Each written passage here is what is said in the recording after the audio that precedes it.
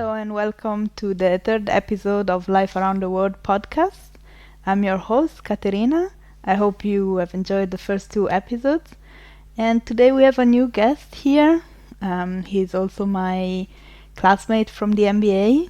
He comes from all the way from Argentina. So welcome, Federico. Thank you very much, Kate. A pleasure to be here. Well, thank you for coming. How are you, first of all? Because we've just had a heated chat. Yes. Well, of course, we are at the ending of our MBA, so a little bit with a mix of emotions Yes. between tired and, I don't know, overwhelmed. So Yes. I always play with my words, you know me very well, metaphoric. So I always joke that I was living in Italy since I'm a young boy because it felt like Italy in my nonni grandparents' house in Argentina, watching the Azzurri in the television, reading Yes. the Gazzetta dello Sport. So kind of weird, and I always have this illusion of coming to Italy. Mhm. I visit my family twice in Monte Terme, Tuscany, but now I'm finally here. Some things it Yeah. feels like my grandparents' house, Okay. so in some way I'm confirming what I felt before. Okay. But of course, that 70%, Hmm. 80% is absolutely new. Different. I don't know if much different because considering that 30 years ago in Argentina, 80% of the population had Italian roots. You can imagine that things are similar, similar in some sense. A very developed country, but at the same time very oldish. Maybe in that aspect. Okay.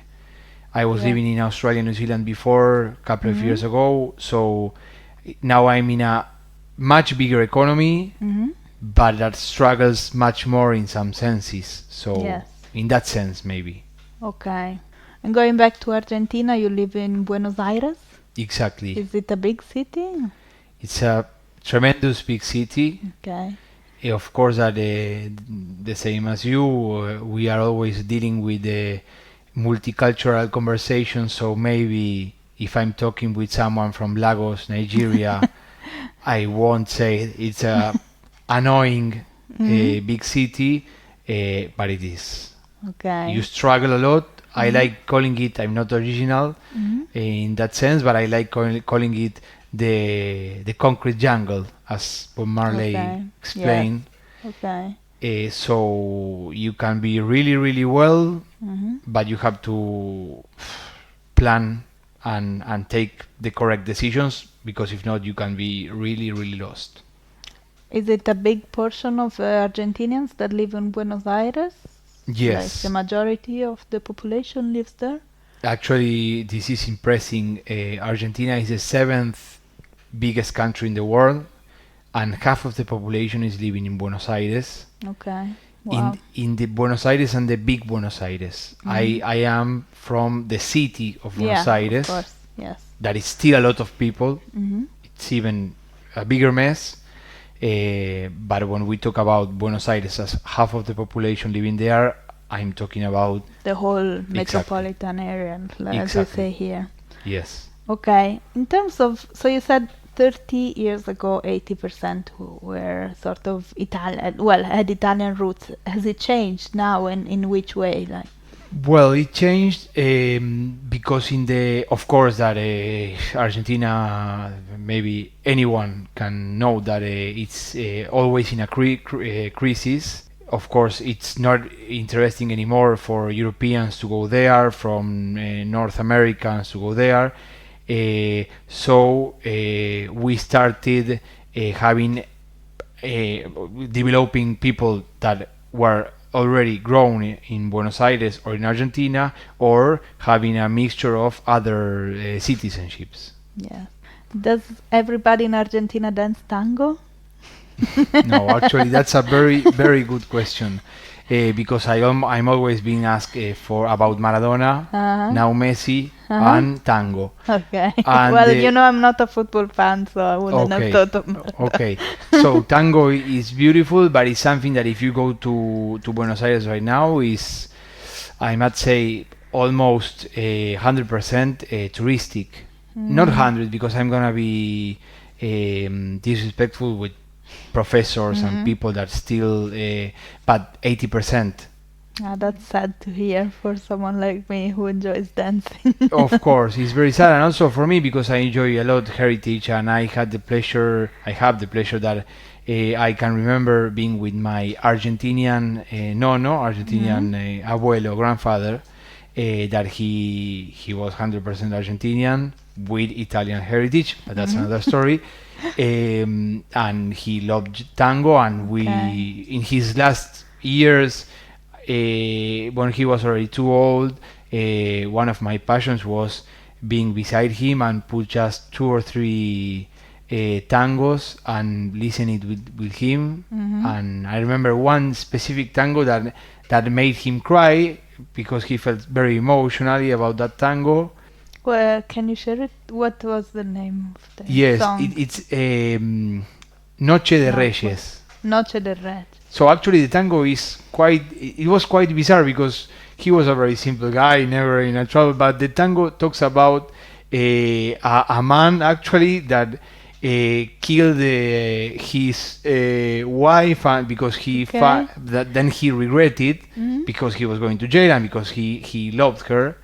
But I think that was more related because he used to listen that when he was younger, when he was Yeah.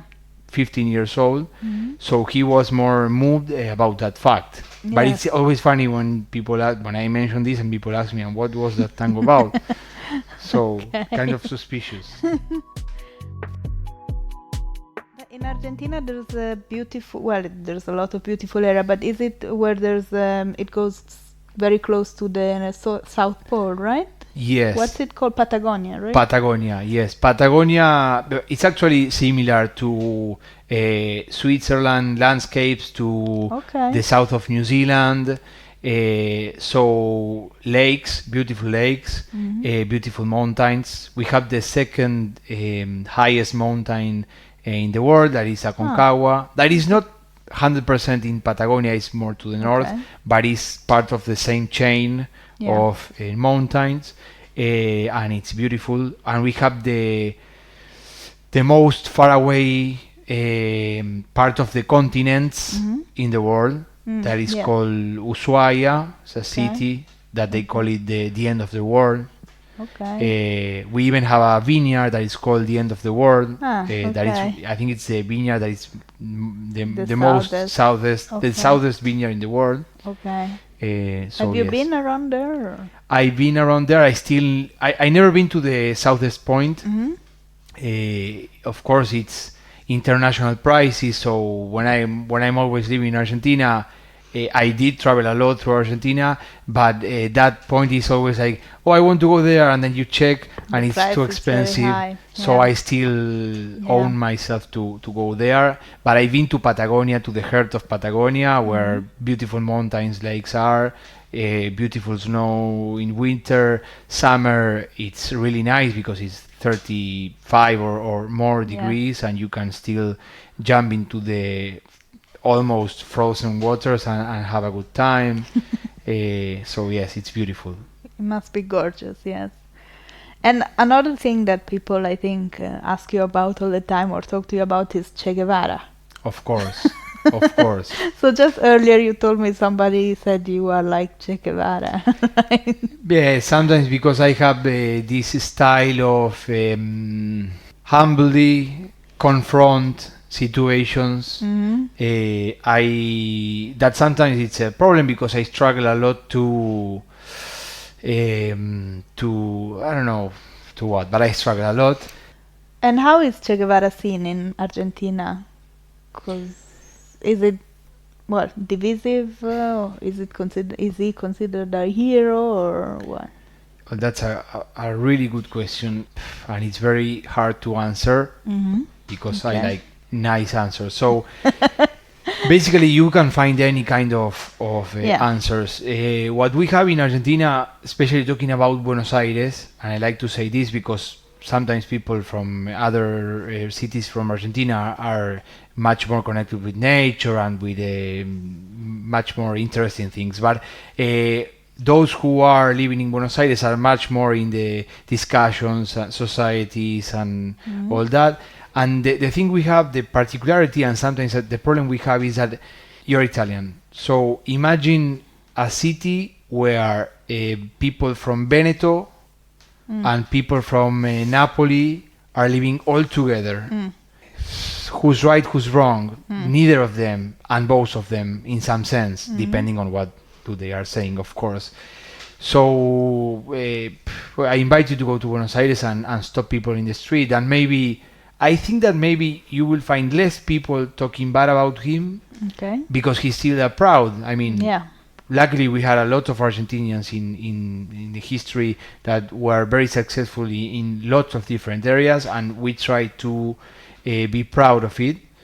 But then you still have the people that haters gonna hate. So Okay. Yeah. uh, Of course, it's a big country anyway. So of course. there are lots of different opinions. What do you miss most about Argentina? I think that it's something that like it's very abstract. I can put it in concrete things like barbecues, asados, friends, family. But then I realized recently that maybe that answer could apply for anyone that comes from any other countries. So I think it's more something Home. home. Exactly. That's the word. Okay. Sometimes I use too much words, and you are much better Yes, than me. you Yes. open. Yes. So it's home, you know. Yeah. I was in Naples, for the Anglo-Saxon speakers, recently, and I was walking through a neighborhood that they were selling false, false brands. Yeah. Like you can find Yeah. the Nike, Fake, fake Nikes, yeah. 20 euros, and of course that it's not okay.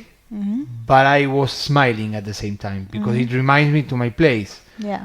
And maybe when I'm home after some years, I'm saying like, "Oh, these guys are not doing the right thing," but then you still miss it. So Yeah. it's home. No, I know. I know. I know how you feel. Yeah, it's just a feeling sometimes. Yes, But you did mention asados. yes. No, That's asado important. is a incredible thing. Because asado, I mean, not for vegetarians, for vegans, but it's a perfect thing because it's something that we all do all around the world, cooking, meeting all together. But asado, you cannot do it fast. You cannot be in a hurry. So, So just to explain, asado is like a barbecue, exactly, right? asado is like a barbecue, but it's not the barbecue that they do in United States or Australia, New Zealand. I don't know, here in Italy maybe it's kind of the same or not. Asado is like a lot of different cuts from beef, from pork, chicken. If I say chicken, someone from Argentina listening to this podcast is gonna hate me, but some people like chicken. Okay. So you have different cuts that are cooked in different times. So you still need to take a lot of time. If you want to do the fastest asado in the world, it will take you to cook it at least 1 hour and a half at least, Okay. because you still Okay. need to do the fire. We don't use maybe in some apartments, but it's not the traditional asado is with fire, not with the gas, other or electricity. Okay. So it's the time that it takes is a time to socialize. The time that it takes. In general, we try to be close to the barbecue, so it's kind of connecting with the starts of the relation between fire and human beings all together, trying to talk with the barbecue guy or woman, and not to leave him or her alone. Yeah. But at the same time, he knows or she knows very well his or her duty, so he knows or she knows that he or she is gonna eat later, and he's providing a service. Yeah. It's very nice, and also you can make it even last longer. You can do some cuts or some ways of cooking that you can start cooking 6, 7, 12 hours. I even see some images I share with you that like a whole cow Yeah. that it Yeah. takes 20 hours. So Yeah. imagine that you can even go take a nap Yeah. and then wake up and join Keep. again, drink, and be part of the salad. So it's wonderful, and it's a That's tradition great. that it's every Monday. No, sorry, every Sunday or every Wednesday. Okay, yeah, you were saying Wednesday with the friends, Exactly. generally. I had that tradition A back in meetup. Argentina. It's quite interesting because I mean barbecues are done all over the world probably, but I think they're specific to the southern part of the world. Like in Argentina and in South Africa, there's a very important like South Africa and Swaziland barbecue. They call it braai tradition, and then of course New Zealand and Australia, right? So it seems Yes. like it's very common in the southern part of I the world. didn't know that I about South wonder why. Africa. How is it called? Braai.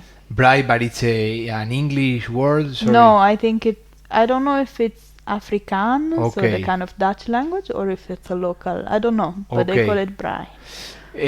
I guess, well, except from the US, that it's a very big country, but also it's with a very high population. I think it's also because of the space we have to Yes. even for the cows to be To grow, to yes, grow, to be that's true. free, and also specific about Argentina, but also I think I know very well Australia is the same case, and maybe South Africa. We have a very big extensions of land that are really, really without any mountains and anything. So cows there lives even better than human beings. So I think that it's part of the tradition as well. Yeah, yeah. Um, No, that you're right. That's a good point. How was living in Australia and New Zealand? Well, it was very nice. In some sense, of course, that life is Always. not perfect. But for someone that comes from South America, and when I went to Australia to New Zealand, you can basically look for the job that you want. I learned to. I even learned even more because I tried to learn it before to be respected by people that I was working for. Like you're not gonna tell me this or that because if not, they can look for another job because it's like There's a lot of jobs. there's a lot of jobs available. The payroll are very high compared with other parts of the world, and you can even buy a very old car and live in your car in your van. So I was working the hours that I wanted in the place that I wanted, and living in front of a lake, in front of the beach, and Wow. going to public toilets. So I Yeah. was paying not too much, Yes. earning a lot, and living in front of the beach. Yes. So that was revealing. And did you make Australian friends or New Zealand? Maybe not friends, Okay. colleagues, and they were okay. We in South America, I'm talking about South America. You can tell me how it's about in Africa. I don't have any idea, but I think that just South America and potentially Africa, which I don't know, we have the race the level very high about friends. That friends are supposed to be forever and are respected and are joined and welcome Okay. anytime. So for me in Australia, New Zealand, you can have very nice colleagues, maybe not friends because the sale is different. But I must say that I was very surprised because I thought that it was kind of, because of ignorance, I thought that it was kind of Northern Europe, Germany. yeah. Like they were extremely, I'm sorry about Germans, but in general, society is more closed. Yeah. But then I found that I can still have a barbecue with an Aussie, with a New Zealander, with a Kiwi, and they have a beautiful time. But Okay. maybe not friends. Okay. But it's also a bias, as I told No, you. of course we experience the world in our own with our own Exactly. eyes. And how yes. about the Africa? Well, I never had problems making friends there, for sure. I have to say, Angolans tend to be a bit mistrusting at the beginning, probably because of the Civil War history. So at the beginning, when I arrived, it was a little bit difficult to get them to talk to me. Not because they were cold, just because they were trying to figure me out. But it didn't take very long. As soon as someone decided that I was I was okay, You were okay. then they opened their houses to me. They were like super welcoming, super nice. And then when Tozani arrived, he didn't have the same experience as me, because then it was me introducing Tozani. So then it was fine. Do the audience know who is Yeah. Tozani? The first episode was Okay. with Tozani. But in general, in Swaziland, South Africa, I've never had any problems. Even in Angola, making friends, like you make friends very easily, and they're very warm, and that's something that Ozani is actually having difficulties with here. It's a bit more difficult here. People is more cold, and we are talking about Bologna, that is still fine. I mean, Yeah.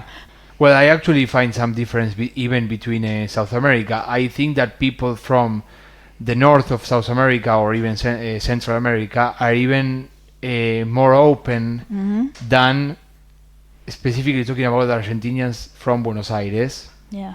I think we are better, not so humble from my side, but I think that we are better in friendship. But Okay. talking about friends, like those kind of people that you can maybe you don't see them for a long time, but you know them very well, and Okay. but sometimes we can be a little bit more like with this North European style of, hey, who's this guy, who's this girl, like, Yeah. what is he or she willing to, so it takes more time, I think, in Buenos Aires than in other places. Yeah. Colombians, for example. Okay. North of Brazil, in general, Brazil is beautiful in that sense. People is much more open than we are. And you said you've been to Cuba. I've been to Cuba, yes. You enjoyed it. I really enjoyed it. It was amazing, overwhelming in all the senses, because of all these political discussions and talking about violence in Cuba. Being a Latin American, you feel very special, because you can go through streets that are without no light, that Yeah. for us, you have the perception that it's gonna be a risk, and you can still go there with your iPhone, Yeah. take photos. No, I felt the same. As I told you, I've been there a few times, but it's been a few years, unfortunately. So maybe now things have changed. I don't know, but definitely, I used to go out alone. A woman. I was 20 years old, alone during the night. No problem. It was very, very refreshing. And especially as I just come from Mexico, it's a totally different story. So Completely different. I absolutely love. So you know what I mean. In Mexico, you can experience some streets. So you can go to South America. If you've been to For Mexico, sure. I was explaining you that nonsense. No, but it's definitely in my dreams, in in the wish list, going all over South America. So we've been doing an MBA with over 20 nationalities, right? How has that been for you? I know you had worked in big companies, so maybe you had already had some international, intercultural, like. But how has it been to be with so many different nationalities? No, it's an incredible experience. Like, I mean, maybe I work in some very big companies, but when companies are so big, you still have like a culture very identified with each country. Here, like, it's a whole new book. I always like to say that this moment is a chapter in my book when I grow older. Yeah. And I must say that this MBA is a whole new book. So it's not even a chapter. Yes. Challenging and a very big surprise. Things that I didn't expect, and they happened.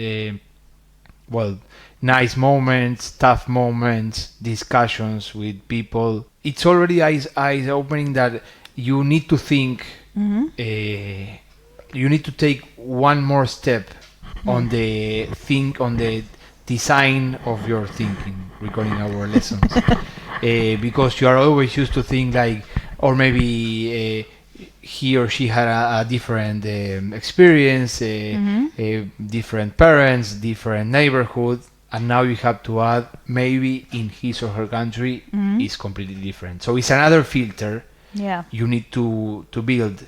And it sounds really easy when you are about to start, that someone, maybe the director, tells you you need to think that, and it's like obvious. And as I told you, I'm a skeptic, so okay, yeah, might be easy.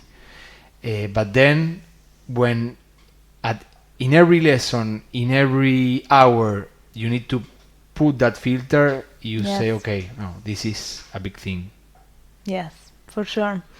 The differences in culture is something that enriches us, but it also does make dialogue more difficult and working together more difficult. So it's important to know how to handle it. And I know especially many Italians are not used to that yet. So Of course. something. No, of course, and also the vision from Europe and from North America is always more not homogeneous. Like thinking that the thing starts there and ends there, so Yeah. that's why they struggle more. Yeah. Okay. Is there any culture that you're particularly interested in? That you would like to explore, a place that you'd like to go to now? Or... Even Argentina has a part, the Andes, that connects the part that connects Argentina, Bolivia, and Peru. Yeah. The Incas heritage, and it's very interesting. I've been Sure. there. I've been in the north of Argentina twice. I've been in Peru and Bolivia once, and I would like to go back. When I went there, I found some similarities with my mindset in terms of beliefs and maybe Okay. religion and kind Okay. of ideology. Yeah. Talking all the time about the sun Yeah. and the moon. Okay. So I felt really identified. That talking about cultures that I want to know more, cultures that I know, I humbly say that I know a lot. Brazil, and it drives me crazy. I really enjoy it, and of course that Africa is a big pending. Asia as well. Somehow I'm growing older, and I'm much more interested in Africa than in Asia.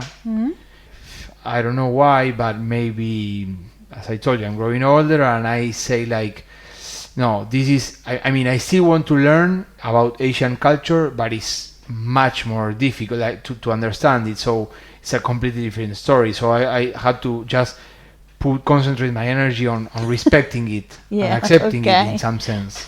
Okay. But don't make the mistake to think that Africa is easy either. No, no, of course not. But I feel more close to it. Okay. That it could be better or could be worse. It's very interesting. It's a big continent.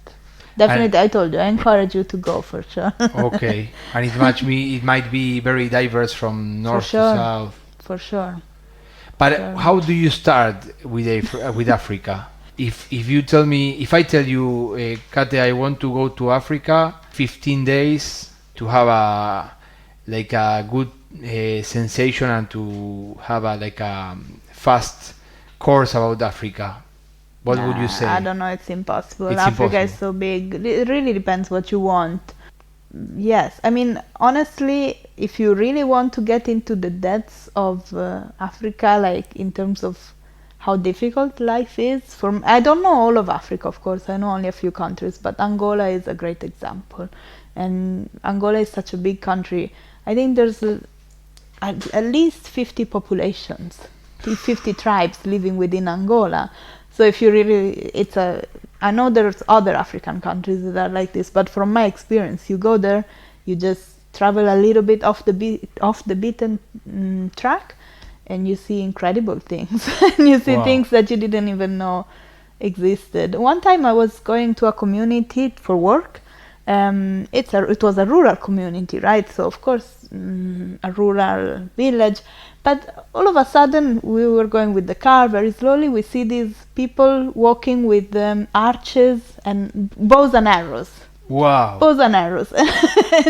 and I think they carried like an animal on the shoulder. And I don't know, it feels very weird, Of you know? course. You never... No, it's something that you even don't imagine that Yeah. it's. I remember that I don't know if it was a true story or a legend, that a couple of years ago, 10, 15 years ago, in Brazil, a helicopter approached a part of the jungle that it seems that it's. yes, I read that story, Yes, I and think. people were trying Yes. to shoot arrows. I don't know Yeah, if my at English is the- correct. Yeah, well, To the helicopter. hmm So imagine, it's crazy. yes. Wow. But Africa is. I watched the documentary. I will suggest it to you. I'll send you. But it has so many different civilizations and old civilizations that we don't know anything about. So. Well, I'm Okay. really interested about it's something like really in the news nowadays. But Sudan, our friend Tahir is from there, and every time I talk to him, it's difficult to follow even the conversation Yeah. because. There's a book that I read about Sudan that is super good. If you want, do you like Okay. reading? Of course, yes. I Okay, really that enjoy. book is amazing. I mean, it's more about Sudan and South Sudan, like those old issues, but it helps understand what's going on for sure. Wow. Well, thank you. It's been it's been a great chat. I know we could go on forever. Of course. I don't want even to see the timer because for me it was 15 minutes, right? No. Okay, I'll come for the second part. I'm auto-inviting me. For sure. Thank you you. so much for coming. Thank you. Thank you very much. If you enjoyed today's episode, make sure to subscribe to the podcast and share it with your friends. On the next episode, out on the 18th of January, we'll be going to Asia for the first time to talk about the Philippines. In other news, I'll be traveling to Ethiopia in January, so let me know if you want to hear more about my trip. You can get in touch with me on Instagram at Life Around the World Podcast or by sending an email to lifearoundtheworldpodcast@gmail.com. For now, I hope you enjoy the holiday season. Goodbye.